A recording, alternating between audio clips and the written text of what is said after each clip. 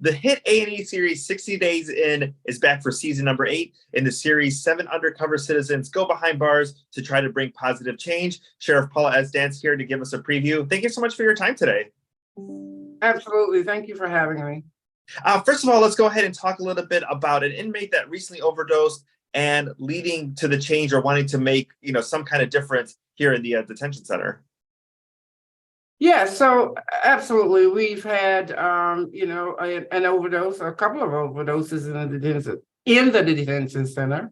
And we certainly wanted to find out how it got in there in the first place. We are a facility that house inmates and certainly should not be having contraband that's entering the facility. And we wanted to know how it happened. We wanted to make sure that there were no other compromises inside of the detention center.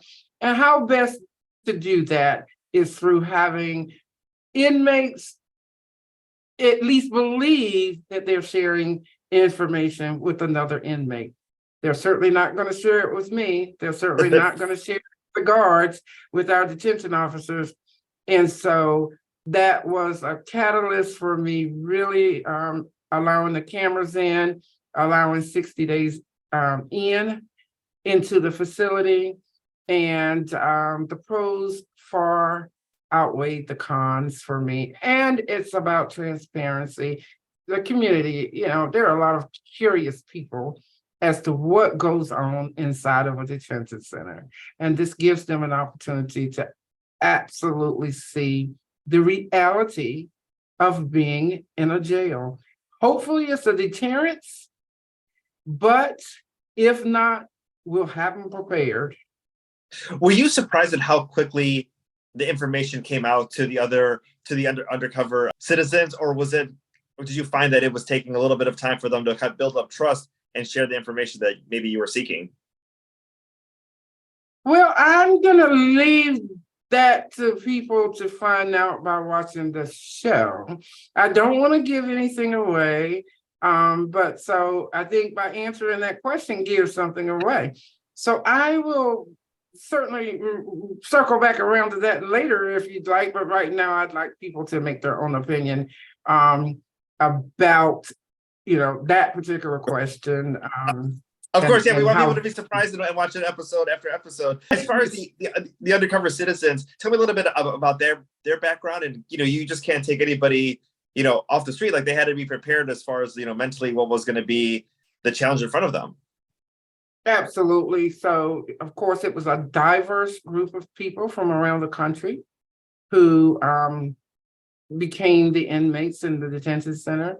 Some backgrounds of some of the people is incarceration. So several have been incarcerated. Some people have not been incarcerated. Some people have faced the same issues that people inside of the detention center faces as it relates to substance use abuse.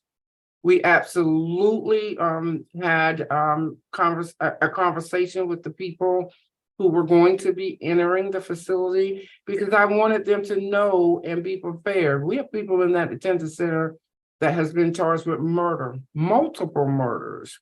We have people in there who have committed some of the most egregious crimes, whether it be through rape and then we have people in there that are in there for shoplifting. So it is a whole variety of crimes that people are incarcerated for.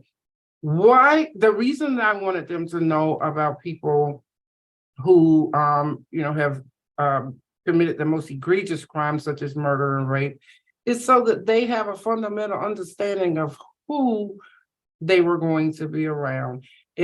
I wanted them to understand that you do not let your guard down. I wanted them to understand that, it was important to keep their cover stories. And first and foremost, I wanted them to understand that, this is what it's going to take for you to stay safe. And even further, I wanted them to understand you're going in as a pretend inmate. Please don't become a real inmate by committing a crime while you're inside of my detention center. So those were things that I wanted them to understand.